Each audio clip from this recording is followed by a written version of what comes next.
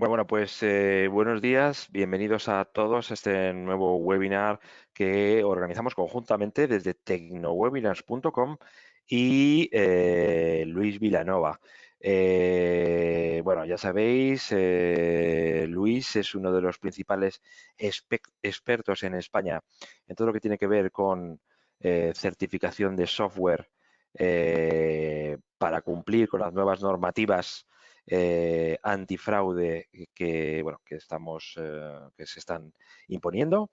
Y bueno, vamos a enfocar este webinar, ya hemos hecho unos cuantos con él, con relación a lo que es la ley antifraude.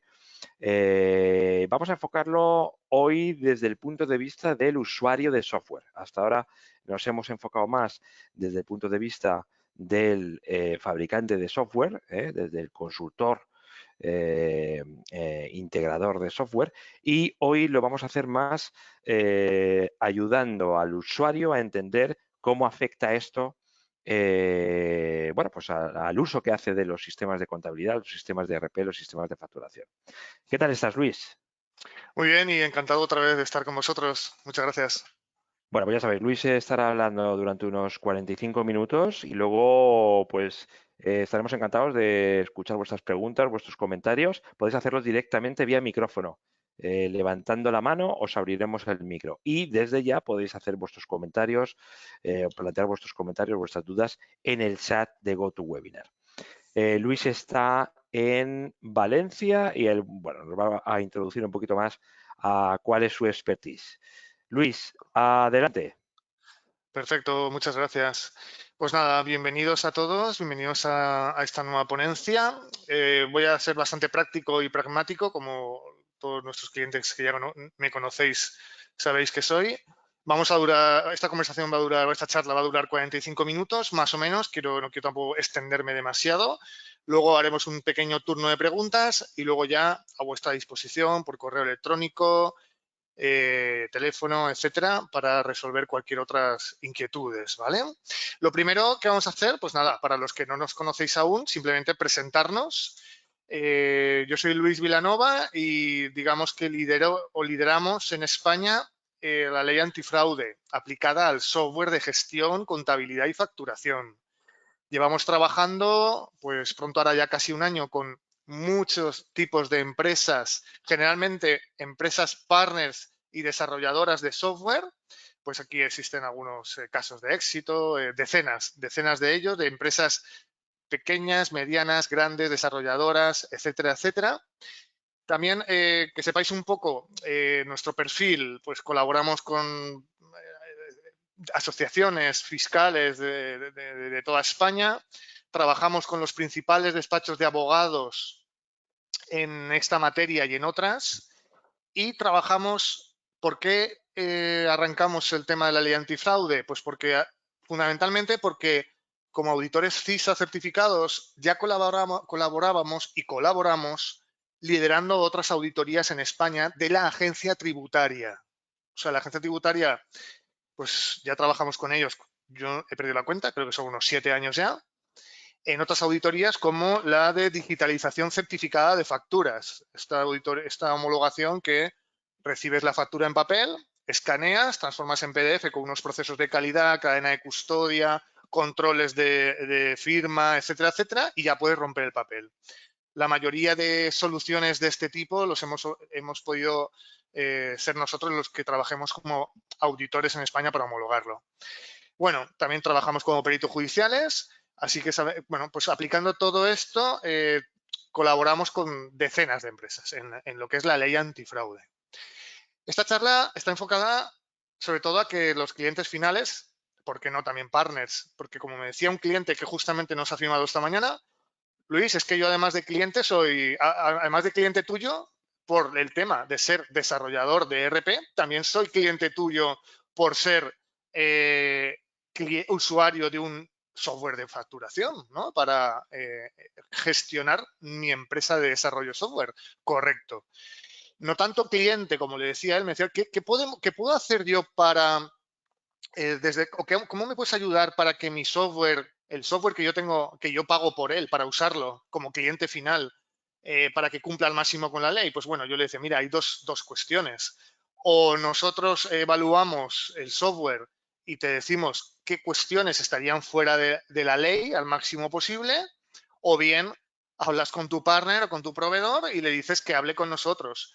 Esta es la segunda opción, es la mejor, porque nosotros al final para hacer la auditoría tenemos que entrar en muchos ámbitos y en muchos detalles que sin la colaboración del partner resulta a veces muy complicado. ¿De acuerdo? Dicho esta anécdota, vamos un poquito a ver, vamos a basarlo en nuestra web, leyantifraude.com, que mejor, ahí tenéis todo el material que vamos a ver hoy, lo tenéis abierto al público, todo no, pero sí, la mayor parte de lo que vamos a ver hoy está abierto al público, con lo cual, qué mejor que ir navegando por nuestra web y las diferentes cuestiones que vamos a ver hoy. Lo primero, pues nada, sentar las bases de la ley. Ya sé que la ley la mayoría la conocéis, pero no la mayoría la sabéis interpretar adecuadamente. Nosotros llevamos casi un año trabajando con el top, no todas, pero sí que varios de los top 10 de despachos de abogados de España y los principales asesores fiscales, incluido inspectores de la propia agencia tributaria y auditores y responsables de la agencia tributaria. Con todo este pool de profesionales llevamos trabajando, pues como hará un año más o menos, repito, en interpretar la ley al máximo posible. Esta ley, incluida el reglamento en su modo borrador a día de hoy, no nos dice, en la mayoría de casos, cómo tenemos que proceder, sino nos dice el qué tenemos que cumplir. Siempre digo lo mismo en todas las charlas. Los que sois habituales ya lo habéis oído, pero esto no nos debe asustar o no nos debe plantear dudas de si oye, ¿lo cumplo o no? Porque como no nos dicen cómo cumplirlo, existen otros muchos ámbitos de auditorías que no nos dicen el cómo al 100%, incluido la otra auditoría que llevamos desde el año 2007, se publicó, de digitalización certificada de facturas. O, por ejemplo, otras auditorías para la organización médico-colegial que lideramos en España como receta médica electrónica. No nos dicen el cómo, nos dicen el qué. Por ejemplo, copias de seguridad seguras. Eso es un punto del reglamento que hoy vamos a ver. Y vosotros como clientes tenéis la obligación de tener copias seguras. El reglamento no nos va a decir exactamente, probablemente, aunque esté en modo borrador, yo me jugaría un café a que no nos van a decir exactamente el cómo. ¿Por qué? Porque no nos lo dicen en otras auditorías que ya llevan años y años la homologación. Pero esto no es una ciencia extraña. Sabemos cómo se hacen las copias seguras. Sabemos cuáles son las buenas prácticas para tener copias seguras. Pero no porque nosotros lo sepamos porque lo hemos inventado, sino porque existen buenas prácticas basadas en estándares como la ISO 27001, ISO 27017 en orientación a Cloud SaaS o Cloud, que ya nos dicen cómo se realizan las copias de seguridad seguras. Por tanto, el desconocimiento del cómo ejecutar o cómo llevar la ley al máximo posible no nos exime de su cumplimiento. Y esto es importantísimo, ¿de acuerdo? ¿Por qué es tan importante? Porque muchas veces, a veces partners nos llaman o desarrolladores de software y dicen, no, no te preocupes, si yo estoy tranquilo, yo sé que lo cumplo todo. Y cuando entramos a trabajar, les desmontamos la mayoría de argumentos, porque las empresas de desarrollo son muy buenas desarrollando software. En España hay empresas top, y no tiene por qué ser el top 10 con las que trabajamos o pymes. Hay de todo tipo y tenemos muy buenos profesionales en España de desarrollo, de gestión, contabilidad, facturación, muy buenos. Pero quizá no son tan experimentados en materia de controles de auditoría, ¿no? Y cumplimiento legal, compliance. Entonces, bueno, pues esto es importante, ¿vale? Que lo que vamos a ver ahora no nos va a decir el cómo en la mayoría de casos, pero eso no quiere decir que no tengamos que cumplirlo. La ley entró en vigor el 11 del 10 del 21. Desde el 11 del 10 del 21 están en vigor las 4 primeras letras del apartado 1 del artículo 201 bis. Y doy un pasito atrás. El artículo 201 bis nos aplica a todos los software que son capaces de generar procesos contables, facturación o gestión. Siempre orientado a evitar el fraude a contabilidad paralelo, flujos de la parte económica que me permitan llevar caja B, facturación en paralelo, fraude en general. Este artículo tiene dos grandes bloques. El primero que tengo subrayado en pantalla, voy a hacerlo un poquito más grande. El primero que aplicaría directamente a la empresa de desarrollo y el segundo bloque que aplica a la empresa cliente final de ese software. Desde el 11 del 10 está en vigor la ley en sus 4 primeras letras. Estas 4 primeras letras referidas a procesos contables, facturación o gestión nos hablan que nuestro software no permita llevar contabilidades en paralelo, que no permitan reflejar parcialmente o modificar o alterar transacciones ya registradas, ¿de acuerdo? Luego veremos qué quiere decir esto. O sea, al final lo que nos dicen es, oye, un software que se comercialice no puedo permitir directa o indirectamente, bajo ningún concepto, que una factura, un cobro, un movimiento contable, un albarán, se pueda modificar de manera que pueda ocultar la realidad de lo que ahí está pasando, ¿no? Un asiento, un efecto, ¿de acuerdo? Por tanto, nuestro software, desde el 11 del 10, debe cumplir esto. Ahora podemos interpretarlo, ¿no? Tengo clientes que me han dicho, no, es que yo he hablado con la agencia tributaria y bueno, sí, pero que van a ser laxos. Mira, yo siempre les digo, mira, si tú obtienes por escrito que nunca te va a llegar ninguna sanción de la letra A a la D desde el 11 de octubre, yo te lo compro. Mientras tú no tengas esto por escrito y nadie de mis clientes lo tiene por escrito, pues esto está en vigor desde el 11 de octubre. ¿Vale? Para resolver este tema hay que hacer mucho trabajo.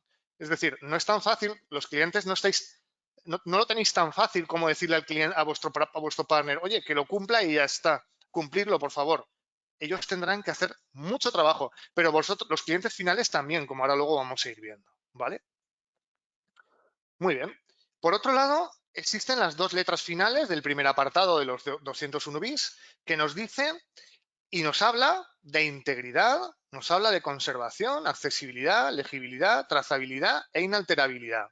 Aquí ya estamos un poquito, bueno, un poquito a nivel de detalle, ¿no? Dice, oye, integridad. ¿Qué es esto de la integridad? Lo vamos a ir viendo un poquito también hoy. ¿Qué es esto de la accesibilidad? ¿Qué es esto de la trazabilidad? ¿Y cómo? Veis que no nos dicen el cómo, nos dicen el qué. Volvemos otra vez a lo mismo. Entendamos que una empresa desarrolladora tarda en aproximadamente 2 meses en cumplir con esto. No, lo digo por experiencia empírica totalmente de nuestros clientes, ¿vale? Entonces, o el partner se pone ya las pilas o va a tardar en llegar. Y por otro lado nos habla de la letra F. La letra F es muy importante porque habla del reglamento.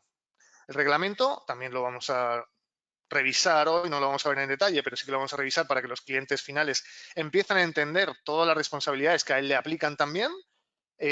Ahora mismo está en modo borrador. El reglamento en modo borrador significa que desde nuestra postura y nuestro punto de vista y tal y como todo lo que hemos trabajado con asesores fiscales y abogados y agencia tributaria, para mí está un 70%, 75% definitivo. ¿De acuerdo? Entonces, ¿van a cambiar algunas cosas? Sobre todo, yo creo que se van a perfilar, o definir, porque hay algunas cuestiones que es que no que puedan cambiar, es que no están definidas. Y serían ese 25% de lo que no está definido. ¿Vale? ¿El reglamento, si cumplo el reglamento, cumplo la ley? No. El reglamento solamente aplica a las últimas 2 letras. La ley va mucho más allá. ¿De acuerdo? De hecho, el reglamento aplica como de... Ahora hablaré de una charla que dio la jefa tributaria, creo que hace 2 semanas, que hablaba que el reglamento se centra en las facturas. Ya, pero la ley no se centra en las facturas. La ley se centra en procesos contables, facturación y gestión. Para nosotros gestión, que es una palabra como muy amplia, lo centraríamos en todos los procesos que me permiten el flujo económico, desde los elementos facturables previos, pedidos de venta, albaranes, ofertas típicamente, hasta el elemento final de contable, ¿no? Siempre en todo aquello que me permita a mí generar facturación o caja B. Por ejemplo, para que los entendamos los clientes. Oye, ¿y si mi software me permite generar pedidos de venta, imprimir, enviar al cliente, cobrar en efectivo, borro el pedido de venta y aquí no ha quedado rastro de nada? Pues hombre, esto sería una fuente posible de generar facturación en paralelo o caja B. De hecho, esto en hostelería, tenemos grandes cadenas de software auditadas, es una de las cosas que más se controla. Que yo, ¿cómo le llaman? El ticket borrador o el ticket de mesa, no pueda ser impreso, luego borrado y aquí no ha quedado rastro de nada, ¿vale?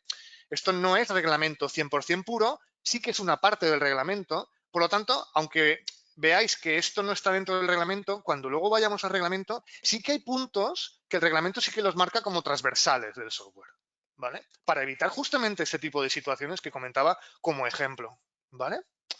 Perfecto. Y luego el apartado 2 del artículo 201 bis nos habla de las posibles infracciones que van a caer encima de los clientes finales. Aquí ya adelanto otra cosa del reglamento. El reglamento lo que nos dice a día de hoy, aunque está en modo borrador, es que las sanciones a los clientes finales tendrán mucho sentido a partir del 1 de enero del 24. ¿Por qué? Y a los desarrolladores de software a partir de la publicación en el BOE del reglamento, que será definitivo, que será aproximadamente, pues, quizá dentro de mes y medio, 2 meses como mucho, ¿no? Porque quieren sacarlo antes de verano. ¿Esto por qué? Esto tiene una explicación bastante sencilla, desde mi punto de vista, ¿eh? Esto sí que ya es opinión mía. Pienso que un cliente final tarda en implantar un nuevo RP 6 meses, un año y medio, dependiendo del tamaño y su complejidad. Por tanto, le dan tiempo para poder incorporar una solución que sí que cumpla con esa ley en el caso de que no continúe con la actual.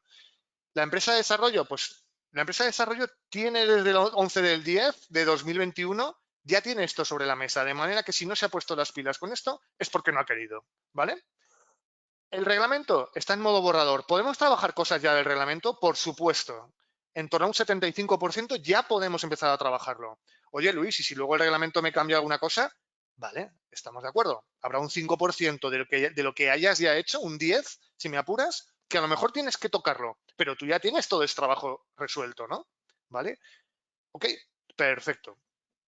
Un poco, el reglamento explicado para clientes es: no podéis usar un software o no deberíais de usar un software que no cumpla ya desde el 11 del 10 con la ley en sus 4 primeros apartados, y tenéis que ponerle las pilas a vuestro partner y proveedor porque, señores, aquí viene un reglamento complicado de cumplir, que además no me dicen el cómo, me dicen el qué, ¿vale? Y por otro lado, y no menos importante, al final el reglamento ha llegado para quedarse. Esto no es una cosa temporal, es una cosa definitiva.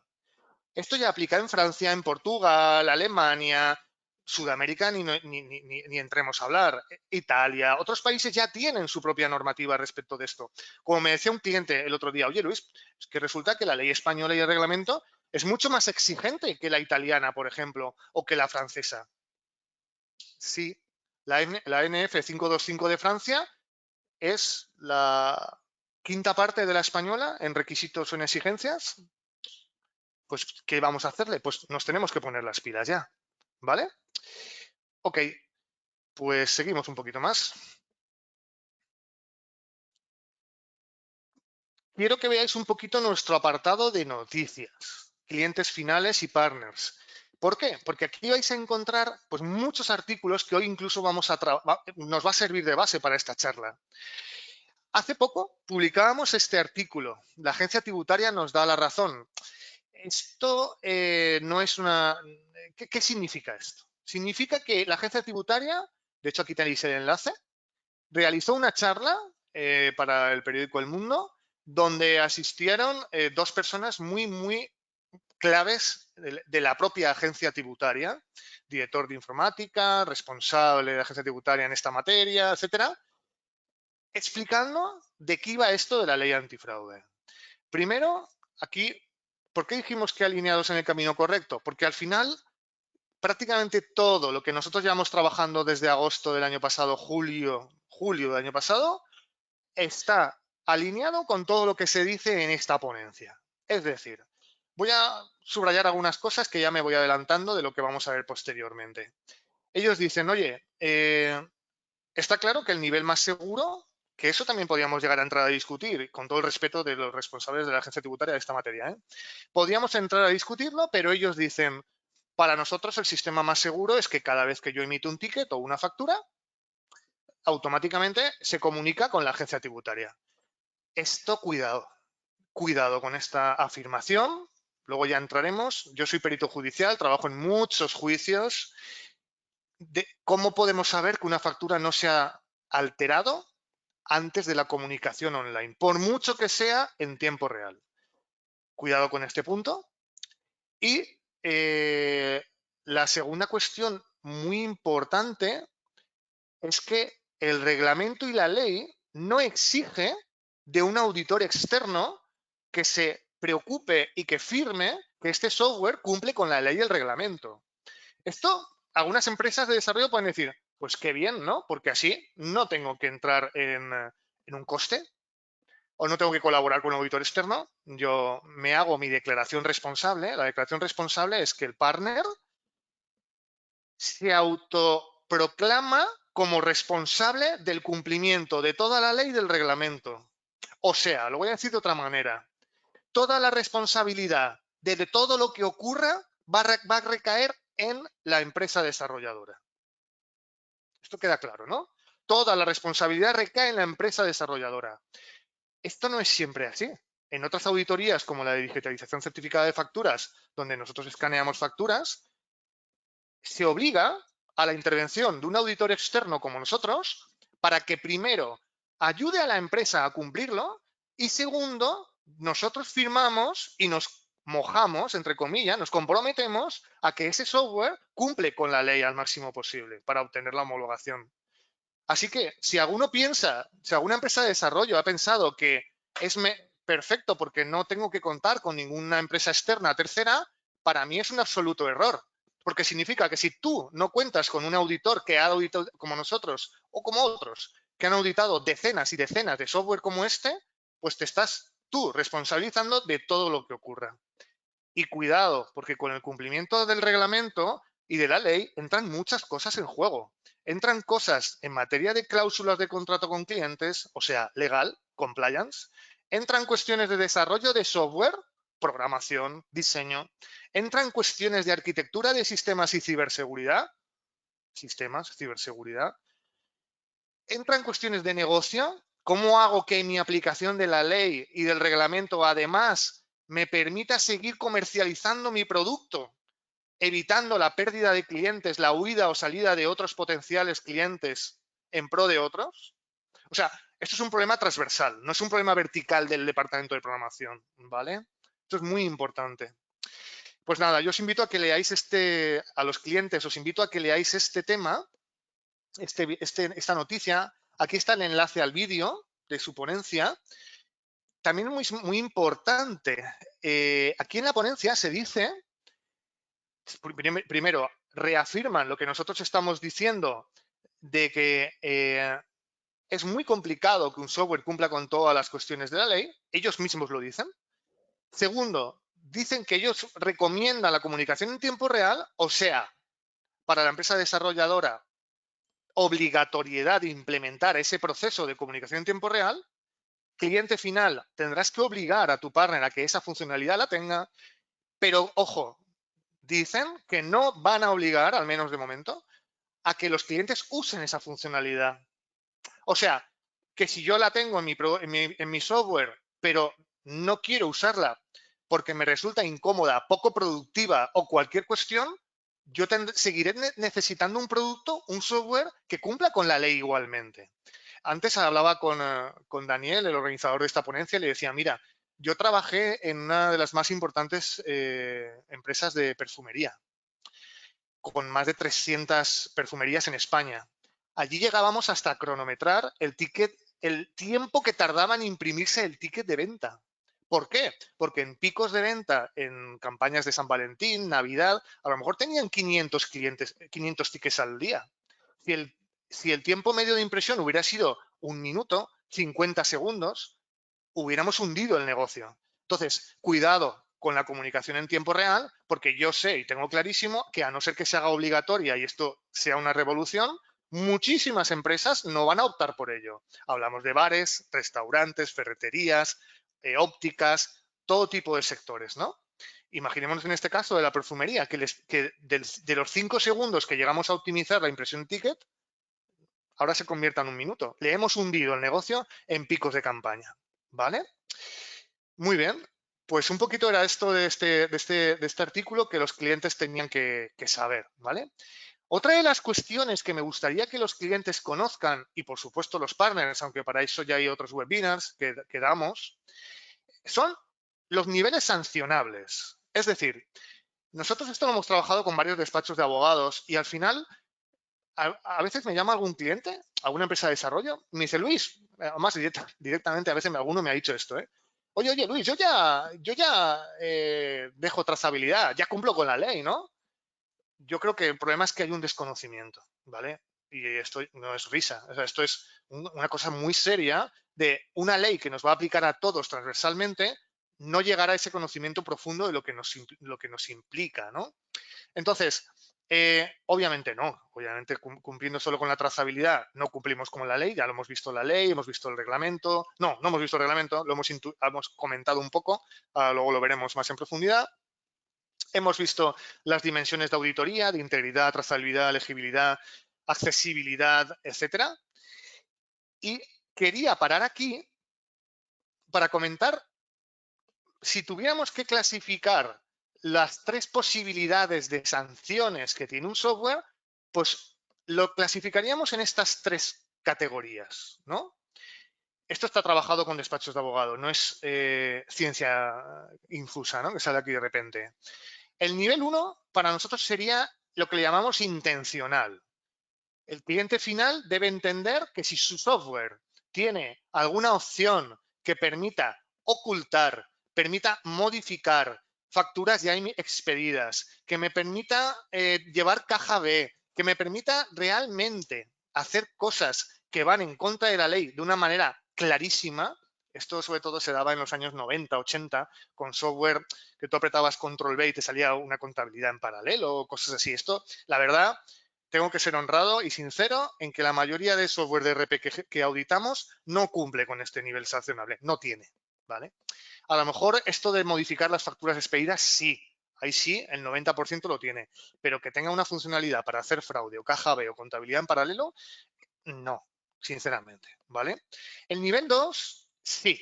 Aquí sí que es donde empiezan seriamente, de manera seria los problemas para los clientes. Todo aquel cliente que tenga un software de gestión, un software de facturación, de contabilidad, que me permita, por ejemplo, modificar una factura ya expedida en los conceptos patrimoniales, es decir, no en conceptos de privacidad o en conceptos... no, la factura expedida, cuestiones económicas, cuestiones que ahora hablaremos del artículo 10 del reglamento, por ejemplo, esa sería una mala práctica del software. ¿Está enfocado que el desarrollador del software le permite modificar una factura expedida para hacer caja B? No. Es una funcionalidad que el software tiene, pero que un cliente podría utilizar para generar caja B o facturación en paralelo. Oye, Luis, ¿y si mi software permite, pues, un albarán ya facturado, modificarlo o borrarlo y que no quede rastro? ¿Eso es una mala práctica? Obviamente. ¿Está pensada para la facturación en paralelo? No. Por tanto, estaría en el nivel 2. Tengo un cliente que me decía, Luis, me han pedido, el otro día a su vez, uno de sus clientes tuvo una inspección y le pidieron el listado de cambios de precio de un artículo. Listado de cambios de precio de un artículo. ¿Esto está orientado a caja B o facturación en paralelo? No. ¿Tengo que traer trazabilidad en el software? Sí. Ya está. ¿Vale? Y el nivel 3. El nivel 3 aún estamos un poco avanzando en la complejidad, ¿no? El nivel 3 es el más complejo. Significa que un software pueda no tener controles que le impidan a un cliente final hacer cuestiones fuera de la legalidad. Vamos a entender, por ejemplo, que el motor de base de datos sea accesible por el cliente final y edite o modifique directamente los datos en la tabla del SQL de turno.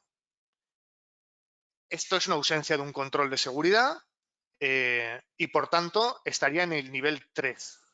Y aquí introduzco para los clientes finales una recomendación y me van a permitir que la haga, ¿no?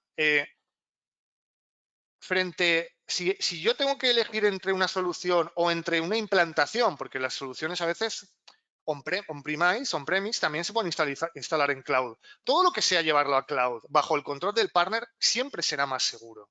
Al final, si yo tengo un software instalado en casa del cliente bajo su disponibilidad, conservación, legibilidad, acceso, pues estaremos siempre más cerca de poder estar en los riesgos de los niveles 2 y nivel 3, que si mi software está accesible vía terminal server, vía web, vía app, y es el partner el que se preocupa y el que me hace la cadena de custodia de mi información.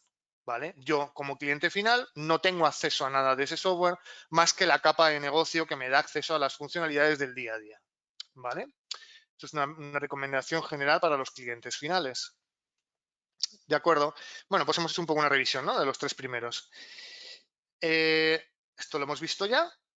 Disculpad que me está cargando la pantalla. Ahora. Quería pasar por aquí, ¿no? Se publicó también un artículo donde se subrayaba que en 2022 la agencia tributaria se iba a enfocar en el control de la sanción y vigilancia del software de doble uso para autónomos, pymes, etcétera, etcétera.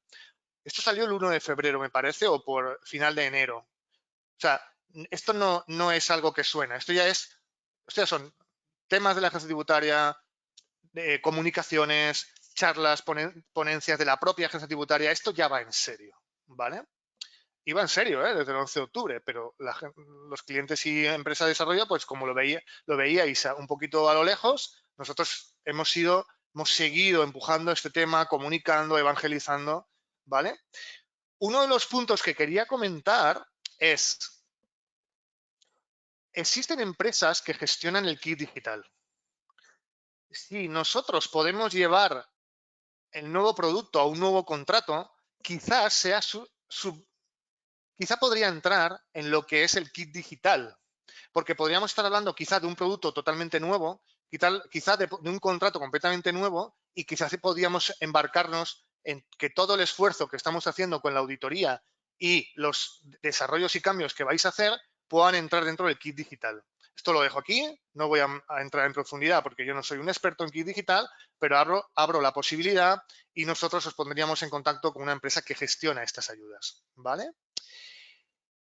Otra de las cuestiones que me gustaría comentar es un artículo que hicimos de las 5 recomendaciones a tener en cuenta. Aunque este artículo es más antiguo, fijaros que es del 22 de noviembre, la mayoría, o por qué no decir, todas siguen en vigor, ¿vale? El punto 1 de nuestras recomendaciones en aquel momento era, oye, ¿qué pasa con las copias de seguridad? El cliente final tiene esa responsabilidad, en el caso de las instalaciones on-premise, de tener copias de seguridad. ¿Cómo tener transacciones seguras? Pues el cliente final tiene que exigirle al partner que le asegure que sus transacciones son seguras y que no pueden ser modificadas a la ligera. ¿Qué pasa si el usuario utiliza funciones legales para reaccionar acciones ilegales? Estaríamos en el punto de la sanción del nivel 2 anteriormente. Este punto es muy importante también para los clientes finales, y para los partners, por supuesto, pero también para los clientes finales. Lo normal es que si yo tengo una versión que no estoy pagando mantenimiento, ni evolutivo ni correctivo, no tengo un contrato con el partner, no tengo nada. Hace 3 años que me desvinculé de él y sigo con un software hace 3 años, dado que la ley no tiene un carácter retroactivo, tendré que actualizarme a una versión que cumpla con la ley, ¿vale? Ok, simplemente pasar por encima de este tema porque creo que era importante para todos. Luego, vamos a entrar en una zona privada que nuestra web tiene solamente para clientes. Nosotros trabajamos para nuestros clientes, me refiero, que generalmente son empresas de desarrollo, y vosotros como clientes finales o como empresa de desarrollo, pensad la de ventajas que tiene lo que os voy a explicar ahora. Uno de los documentos que hablamos aquí se llama checklist. ¿Qué es el checklist? El checklist o nuestro checklist es un documento que hemos trabajado casi 3 semanas, bueno, y que seguimos trabajando porque vamos a sacar pronto una actualización en el fondo. Lo que hemos hecho aquí es, hemos cogido el reglamento y hemos puesto en columnas los requisitos que nos marca el reglamento y qué opinamos nosotros de cómo la empresa de desarrollo tendría que resolverle al cliente este problema o qué tendría que hacer el cliente para resolver estos puntos que directa o indirectamente algunos le aplican a él. quisiera tener delante el reglamento. Solamente voy a dar algunas pinceladas de lo que podría suponer para cliente final el reglamento a día de hoy. Fundamentalmente, copias de seguridad. El cliente final tiene una responsabilidad enorme con el tema de las copias de seguridad. Recordar que decía antes, muchas veces la ley no nos dice el cómo, sino solo el qué. En el artículo 14 del reglamento, de modo borrador, nos habla de copias seguras. Ya está. No nos dice cómo tienen que estar, dónde tienen que estar guardadas, etcétera. Si una vez tengáis una inspección no tuvierais copias seguras, tendríais un problema serio.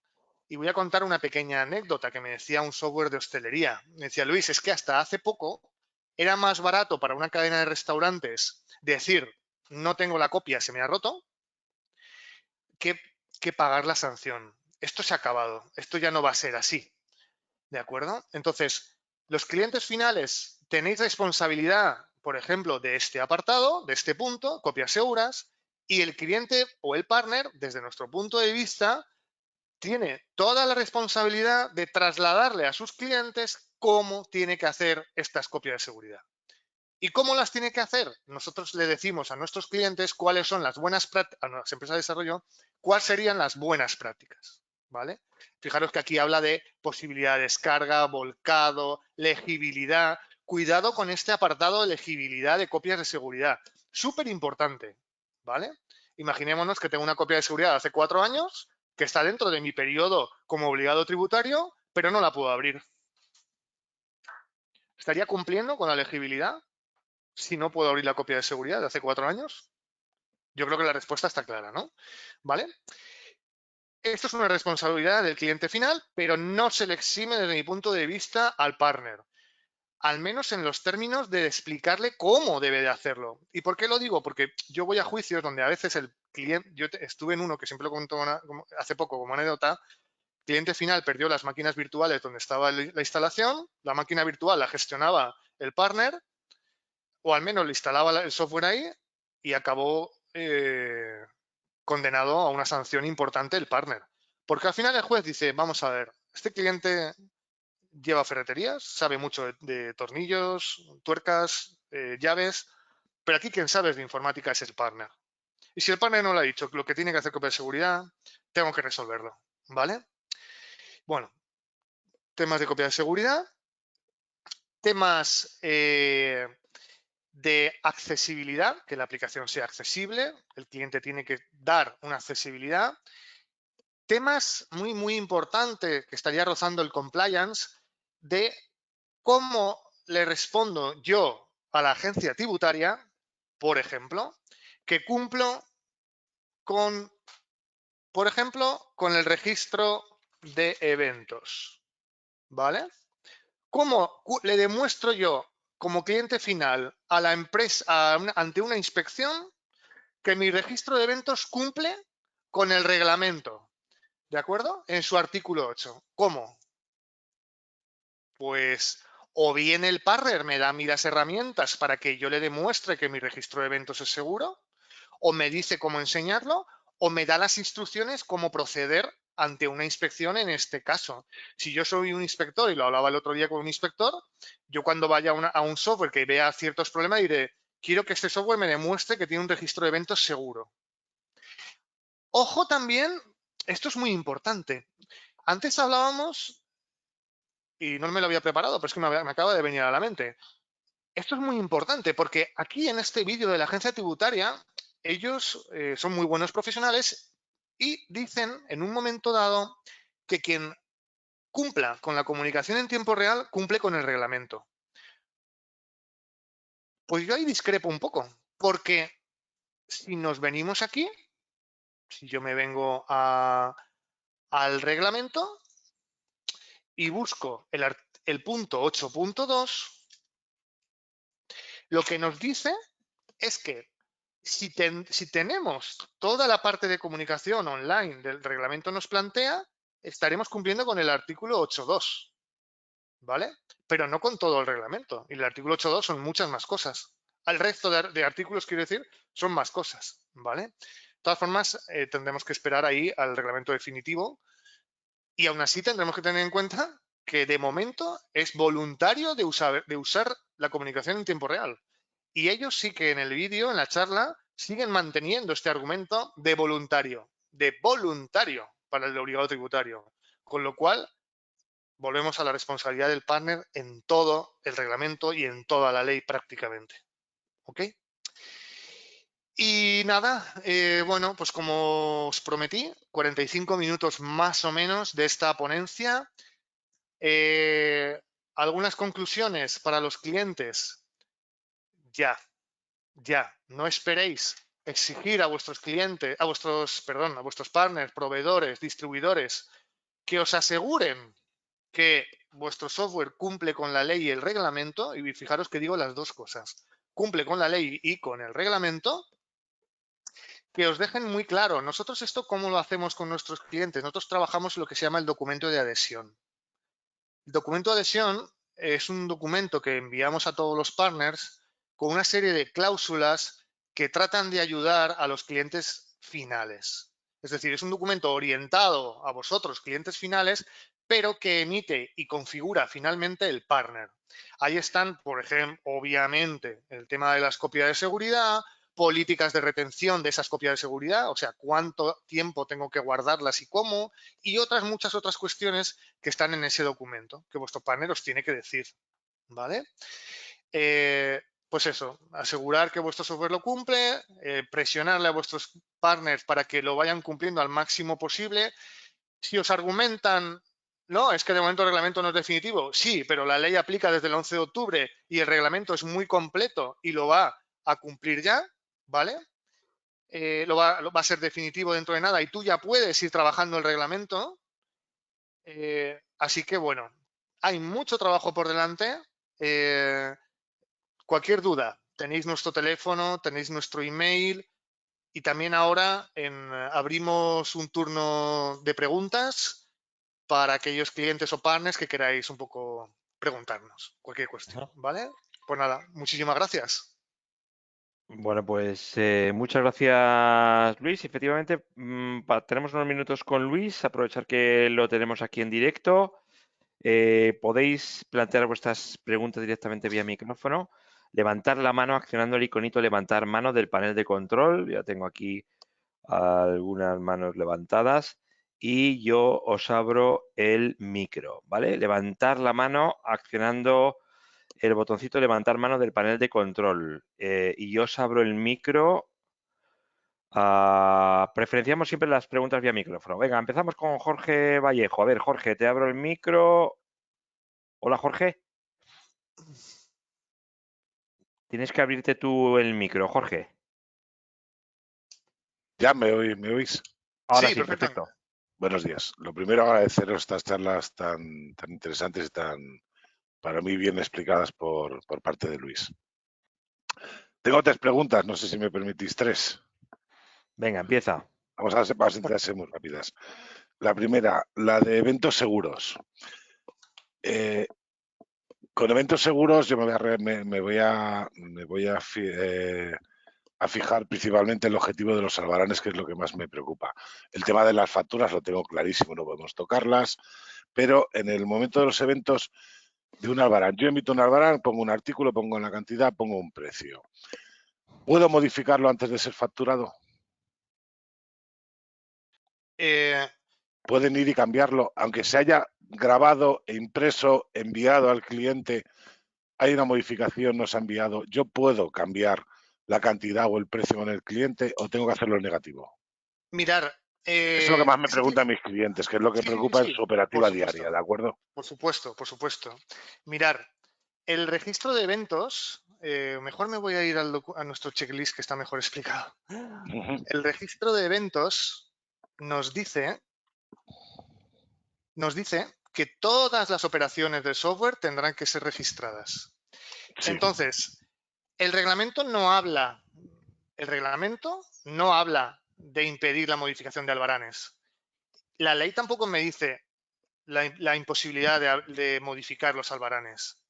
Lo que nosotros te recomendaríamos si trabajáramos juntos sería cómo cumplir la ley con estas operaciones que nos estás diciendo de albaranes.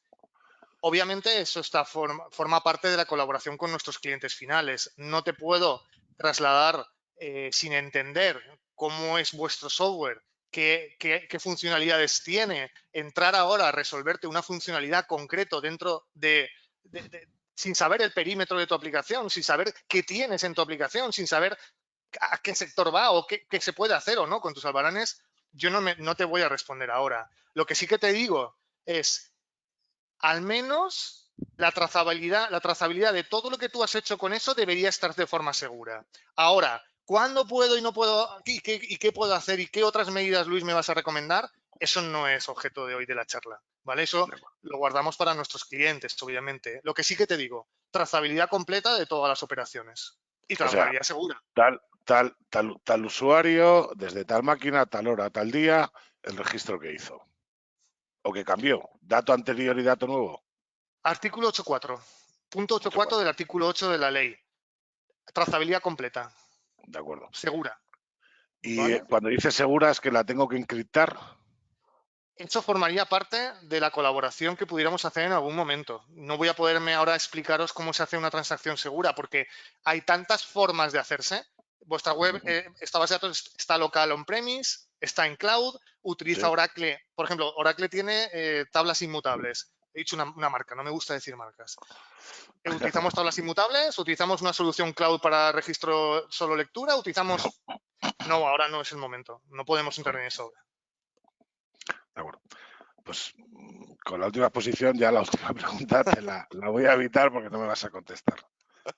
Vale, pues nada, eso, un poco, al final, lo que sea de detalle de, oye, Luis, ¿qué hago para hacer resolver esto? Eso no es el foro, hoy no es el foro. No, Esto a es ver, un poco... es que a mí lo que me preocupa es, o lo que no llego a entender, que al final contrataré vuestros servicios, lo tengo bastante claro en cuanto me lance, porque nosotros tenemos nuestro propio RP de gestión y contabilidad, pero tengo más de 15 desarrollos hechos para cada cliente, específico para la actividad de ese claro, cliente, a medida, pura y dura, ¿de acuerdo? Y tengo un par de ellas que están en empresas cotizadas por IBEX 35, donde ya estamos con sus departamentos de IT y jurídicos para hacerlo. Pero como al final la responsabilidad también cae sobre mi empresa, pues en esa parte quiero contrataros para que me aconsejéis si realmente lo que me está indicando el cliente es lo correcto. A ver, sí, lo que sí que te puedo decir, claro, porque no quiero contestarlo, y no solamente es un tema comercial. Aquí al final, nosotros lo que hacemos, eso es un ejemplo, un informe real, ¿vale? De clientes, Sí. porque está anónimo. Nosotros, es obvio que lo que hacemos es una evaluación de riesgos. Al final, tenemos que hacer una valoración de riesgos de vuestro software. Uy, me salió aquí una noticia de alguien. Lo que nosotros tenemos que entender es la globalidad de vuestro producto, es decir, oye, todos los casos de uso que tiene vuestro software que afectan a la ley, luego una evaluación preliminar de fortalezas y debilidades en el cumplimiento de la ley y una evaluación de riesgos. ¿Por qué digo la evaluación de riesgo? Porque muchas veces los riesgos, yo soy experto en evaluación de riesgos, y los riesgos, no existe solo un control que me resuelve o me reduce. La mayoría de riesgos, a no ser que tengamos una solución blindada en cloud, que el cliente no tiene acceso a nada y además yo tengo unas medidas tremendas de seguridad, no se van a dar con un único control, sino que van a ser más de un control los que entre todos, tendré un control principal y otros que se llaman controles compensatorios. ¿Por qué? Porque a lo mejor yo tengo un control que me calcula un hash de un registro seguro, pero tengo un control compensatorio como podría ser copia de seguridad segura, si no voy a explicar el cómo. ¿Por qué? Porque entre los dos reduzco al máximo posible, la posibilidad de que ese riesgo desaparezca y, por tanto, cumplo la ley al máximo. Y siempre en las charlas orientadas a los partners, que esta no es, bueno, o es, o no es, no sé, hablo de la ciberseguridad. Yo soy experto en ciberseguridad y sabemos que en ciberseguridad no existe el riesgo cero, nunca. Un banco, el que se os ocurra en la mente, que recientemente ha tenido un ataque. ¿Cuánto dinero utiliza un banco en su materia de ciberseguridad? ¿Y qué le pasó recientemente a uno de los bancos más importantes con un virus WannaCry? Y es un banco, es una entidad financiera cuyo porcentaje de inversión en ciberseguridad es enorme. Imaginémonos aquí un partner desarrollador, por mucho que tenga empresas del IBEX, al final, en materia de seguridad, pues tendrá un porcentaje a la ley antifraude tendrá un porcentaje. Pero obviamente, riesgo cero de incumplimiento de la ley antifraude, yo no lo voy a garantizar, ni nadie lo va a garantizar. Ni siquiera con el reglamento, porque, perdona que me extienda en esto y No, adelante. reitero lo que he dicho antes. La suerte que tenemos en otras auditorías, que sí que exigen al auditor, y esto se lo he pedido ya a la agencia tributaria, es que un auditor esté metido en el medio. Porque en la digitalización certificada de facturas en papel, no es que solamente estemos nosotros como auditor de esa solución de escaneo, sino que además yo le envío el cliente envía nuestros documentos a la agencia tributaria, los 5 documentos para obtener la homologación, y ellos, allí, hay un auditor que dice, es correcto. Y entonces tienes como la comprobación del cliente, mi comprobación como auditor y un check que además la agencia tributaria dice, y yo como agencia tributaria digo que es correcto. Entonces ahí sí, ahí ya se acabó, señores. O sea, tenemos la aceptación por escrito de la agencia tributaria, por ejemplo, con la organización médico-colegial, receta médica electrónica privada. Lideramos esto en España. Obtenemos de la OMC, de la organización médico-colegial, el check que la auditoría es correcta y se le da la homologación al software de receta médica privada. Aquí no, aquí tenemos la desgracia, al menos de momento. La gente puede pensar que es una gracia, decir, no, pues no tengo que pagarle a un auditor. Pues es un problemón, para ti es un problemón, porque ojalá le tuvieras que pagar a un auditor y ojalá la agencia tributaria se mojara en revisar los documentos que hacemos nosotros y dijera, sí, es correcto todo, ¿vale? Por eso, cuando decía, el cumplimiento total, cero riesgo no existe aquí. En otras auditorías sí existe, aquí no. ¿Por qué? Porque nosotros al final, en nuestros trabajos con nuestros clientes, lo que hacemos es mapeamos los riesgos, los escenarios de riesgo, los mapeamos con las dimensiones que nos pide la ley. Y tratamos de cuantificar y cualificar en qué grado esto nos genera un riesgo alto o bajo. Tengo un cliente que me insiste y este viernes tenemos la reunión final. Me dice, Luis, quiero que me digas si lo cumplo o no lo cumplo. Digo, mira, yo nunca te voy a decir si lo cumples o no lo cumples. Del 1 al 10. No existe esto. O sea, yo te voy a decir, tu riesgo residual de incumplimiento de la ley es muy bajo. La cumples al máximo posible. Y yo me voy a mojar. Pero no existe un riesgo cero. ¿Cómo cumplo con las copias de seguridad seguras? No existe un riesgo cero. Ahora bien, si yo cumplo con las buenas prácticas que yo te voy a decir, obviamente estás cumpliendo con las copias seguras. Porque al final, ¿esto en qué se traduce? ¿Se traduce en qué? ¿A mí qué me preocupa? Me preocupa una inspección. Y me preocupa un posible juicio. Yo siempre lo llevo al juicio esto. Y si yo en el juicio le demuestro al juez, mire, en las copias seguras, yo como partner, en el documento de adhesión, en adenda al contrato o en el contrato, le he dicho, tienes que hacer las copias así, distribuidas así, ta. Perfecto. Y encima el juez va a decir, oiga, si usted ha hecho copias, todas estas copias, no se le puede exigir más. Otra cosa no, mire, yo como partner se lo he dicho al cliente, pero es que el cliente no lo ha hecho. Y ahora viene y la sanción recae sobre él. Pues oiga, vale, un poco este es el enfoque. Entonces, nada, pues eso, encantado de poder optar a colaborar con vosotros. Última pregunta, que no sé si me puedes responder en este hilo. No, creo que es fácil. De acuerdo, se hace una auditoría, vosotros con vuestra experiencia, nos analizáis todo el software. Finalmente, la agencia tributaria va a exigir una certificación que al final tengamos que ir, pues como una ISO 27001, 9001, que una empresa certificadora autorizada por la agencia tributaria va a verificar nuestro software y nos va a dar un numerito que nos va a decir que ese software es correcto, adaptable y admisible por la agencia tributaria o no. Esa pregunta es muy buena, porque Gracias. ¿sabéis lo que ocurre?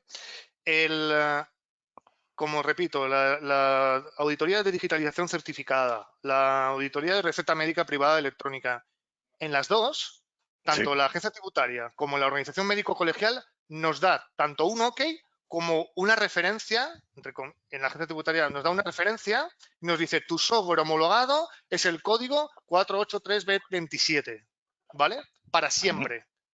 Bien. Aquí no. Aquí nosotros aquí existe, perdón, este no es, me equivoco. Aquí lo que nos plantea, perdonad, es que estoy hablando a la vez y me cuesta, aquí. Lo que nos plantea la agencia tributaria en el reglamento, que por cierto el reglamento lo tenemos aquí, y podemos buscar declaración responsable. Declaración responsable nos habla que volvemos otra vez, y no es por alarmar a las empresas de desarrollo, volvemos otra vez a tú como empresa de desarrollo tienes toda la responsabilidad de lo que ocurra. ¿Por qué? Porque tú vas a firmar una declaración responsable que se denomina artículo 7. Tú vas a firmar una declaración responsable diciendo que tu software cumple con la ley y el reglamento. Y es una autodeclaración. Esto también existe en la francesa, la NF525. También existe una autodeclaración responsable donde yo, como empresa de desarrollo, me autodeclaro responsable de todo lo que ocurra. Y no, en este caso no nos dan un número, al menos de momento. ¿Y por qué digo de momento? Y lo vas a ver el por qué. No me quiero extender mucho, pero sí que creo que vale la pena hacer aquí un pequeño comentario. Si no, me voy a ir a mi checklist porque es que prefiero irme a mi checklist. O sea, mucho mejor que el reglamento en algunas cosas. No quiero decir eso. El artículo 10 y artículo 11 me habla del formato de las facturas emitidas, tanto facturas ordinarias, simplificadas, rectificativas, que sería el artículo 10, como las facturas anulativas del artículo 11. Y me especifica en estos artículos aquellos campos que la agencia tributaria está preocupada porque yo controle. ¿Vale? ¿Esto por qué lo hacen? Lo hacen porque dicen, oye, de hecho hay un punto que dice en el checklist también lo tenemos explicado. Dice, la agencia tributaria nos dice en el reglamento, hay que separar y disociar la información patrimonial del resto de información de privacidad y confidencialidad. Esto es muy claro y el por qué. La agencia tributaria no quiere el más mínimo problema de cara a acceder a una factura que yo le diga, no, es que no te la puedo enseñar porque aquí pone que esta factura es para este paciente y pone que se le operó de la cadera y como eso es información privada, no. Aquí hay que disociar la información confidencial de la patrimonial. El artículo 10, igual me voy por las ramas a veces, ya sé que hablo mucho, pero el artículo 10, que tiene todos los campos que nos obligan a controlar de la factura emitida o expedida, yo les recomiendo a todos mis clientes que cambien el chip y a partir de ahora la palabra clave es expedida. Aquí nos dice el 10.1o, fijaros que nosotros a nuestros clientes decimos lo que está pendiente de definir. Y el artículo 10.1 dice código de identificación del sistema informático utilizado. Aunque en el reglamento no nos lo dice, es muy probable que acaben metiendo algún sistema donde sí que nos den un código que represente a nuestro software. De momento no lo sabemos. Ni siquiera creo que en la disposición final última del reglamento está. No sabemos cómo será ese otorgarnos ese código, pero parece que sí que nos lo darán. Eso te iba a decir, porque bueno, por mi trabajo viajo mucho y te pongo 3 ejemplos, Portugal, Emiratos Árabes o Sudáfrica, simplemente tomarme un café en el ticket ya me indica, este software tiene el número de registro de la agencia tributaria, en su idioma evidentemente, con el número 58/2022. Exacto. Sí. Por eso te quería preguntar si nos iban a hacerlo o no. Tiene pinta que sí, pero a mí me extrañaría, no sé exactamente aún el procedimiento cómo lo van a hacer. Quería enseñarte 2 cosas, perdonad que me extienda en esto, pero creo que es muy importante este tema que ha preguntado. En la disposición final última, o única, mejor dicho, perdón, del reglamento, es la última página, ¿vale? Por eso he dicho última. Nos habla de cosas, ojo y cuidado, porque dice podrán.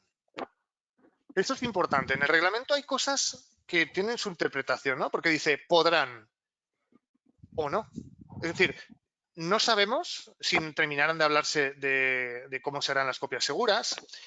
No sabemos si nos darán un contenido mínimo de declaración responsable. ¿Qué estamos haciendo nosotros con nuestros clientes? Estamos preparando una declaración responsable. Esta declaración responsable que tenéis en pantalla es un borrador, no está terminado, porque hasta que no esté el reglamento definitivo tampoco tiene mucho sentido. ¿Y qué hacemos nosotros? Nosotros lo que hacemos es, en la declaración responsable que estamos preparando, estamos incluyendo una referencia a los documentos que nosotros entregamos a nuestros clientes firmados por nosotros. De manera que si en algún momento hubiera una inspección, sería fácil para vosotros en un momento dado decir, oye, yo digo que lo cumplo, aparte que mi declaración, porque además he estado colaborando durante varios meses con esta empresa y aquí están los 3 documentos de auditoría de las primeras letras, el reglamento y el checklist de reglamento de cumplimiento, ¿vale? Eso por ahí. Iba a decir otra cosa, pero se me ha pasado, así que ahora a ver si me llega. ¿Vale? Bueno, Jorge, pues Pues muchísimas muchas gracias, Jorge, por tu participación. Nada, gracias. Nada. Bueno, ¿estamos hasta ahí cuarto, Venga, vale. Luis?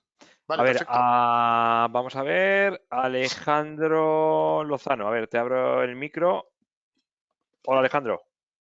Hola, muy buenos días. Bueno, lo primero, muchas gracias, Luis, por la explicación. Me encanta. A vosotros. Ya sabes, ya sabes también que estoy, bueno, quiero contratar con tu servicio, está clarísimo. He estado leyéndome este documento que tienes en pantalla. Bueno, si ¿Sí? no me lo he leído 4 veces, no me lo he leído ya. Bueno, mi pregunta era, me interesa mucho el tema de la comunicación en tiempo real.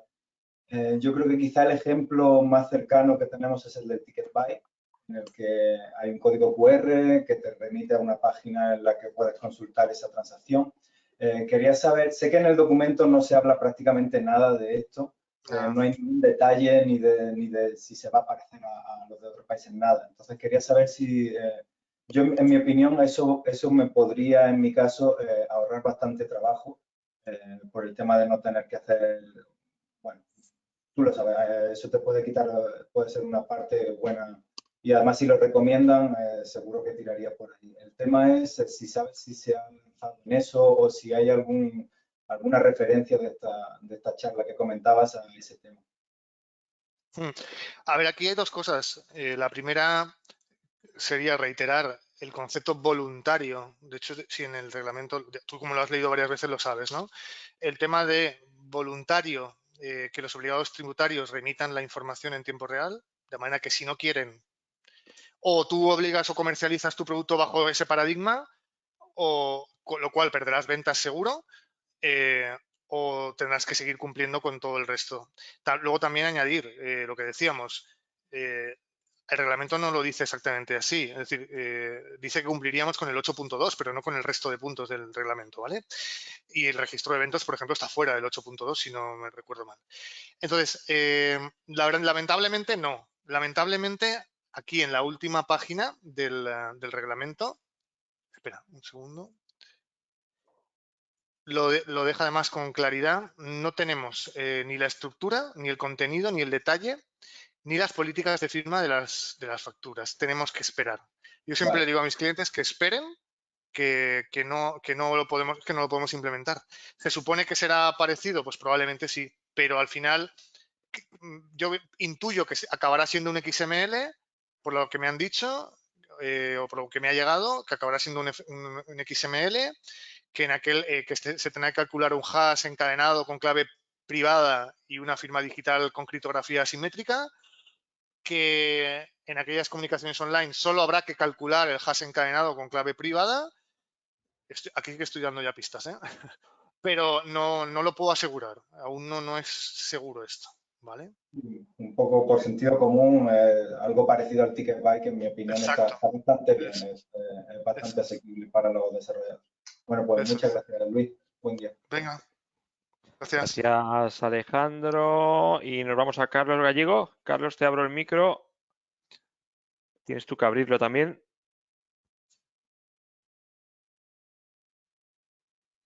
Carlos, tienes que abrir el micro tú mismo. Ahí en el GoToWebinar abres el micro.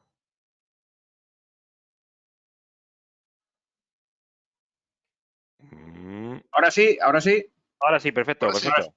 Eh, Cógelo. Pregunta rápida de hacer y supongo que no muy rápida de contestar. ¿Qué pasa con las miles de empresas que facturan directamente a través de una web, de un sistema web de estos que ya vienen hechos como un PrestaShop, un WooCommerce, etcétera?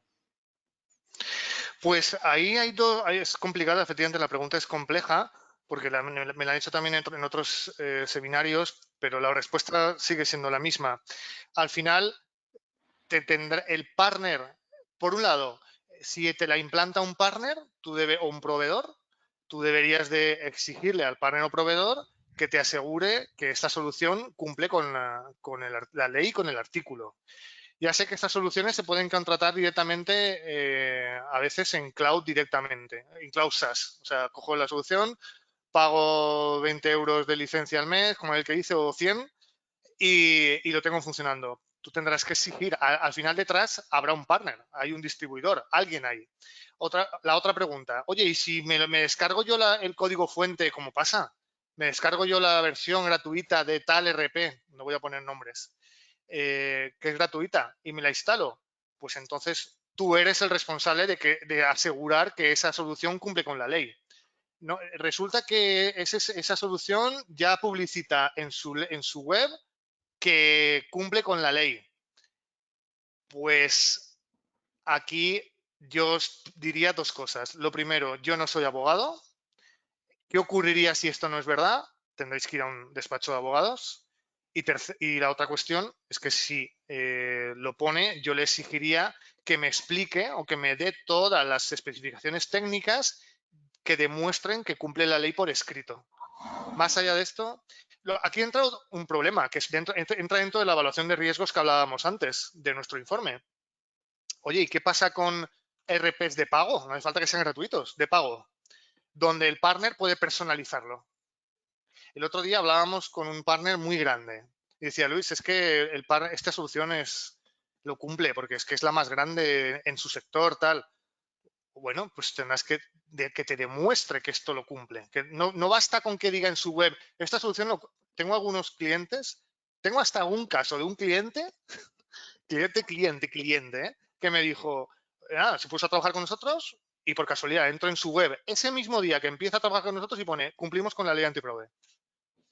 Y yo le tuve que decir, oye, no pongas esto. No, eso es comercial, no te preocupes. Entonces, no basta con que se ponga. Si un partner o una solución, un proveedor dice que lo cumple, tendréis que aseguraros que alguien, un tercero, os diga por qué lo cumple y cómo. Otra cosa es las empresas, que esto entra dentro también de las empresas que dicen, yo fabrico botellas y tengo mi propio departamento de informática que me hace mi software de gestión. Esto pasa. Entonces, tendréis esas empresas que tienen su propio desarrollo propio, tendrán que asegurarse que esa solución también la cumple. Igual está basada también en un software libre. Perfecto. Pero entonces tendrán que demostrar que esa solución personalizada, verticalizada, lo cumple. ¿Vale? Al final siempre tiene que haber alguien, porque si no, el cliente final está expuesto está vendido, ¿no? Ante una tercera cuestión como esta. De hecho, el reglamento lo dice. El reglamento dice que el propio software tendrá que tener un apartado, el software, donde esté esa declaración responsable que diga que esto se cumple. ¿Vale? Imaginemos, o sea, lo que se está complicando esto.